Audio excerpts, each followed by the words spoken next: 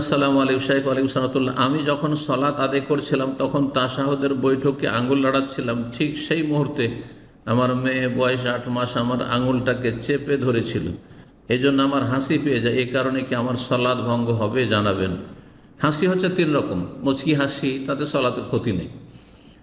দেহেক মধ্যম হাসি, যাতে কোনো আওয়াজ নেই কিন্তু হাসি, শব্দ নেই কিন্তু চেহারা দেখলে বোঝা যায় যে হ্যাঁ হাসছে। তো এটাকে মাঝামাঝি যেটা হাসি, নর্মাল হাসি যেটা বলা হয়, তাতেও সালাত বাতিল হবে না, কিন্তু অপছন্দনীয়। এটা করা ঠিক নয়।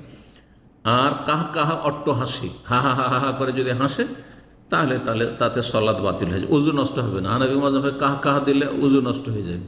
উজুর সাথে কি সম্পর্ক কাহা অট্ট হাসি?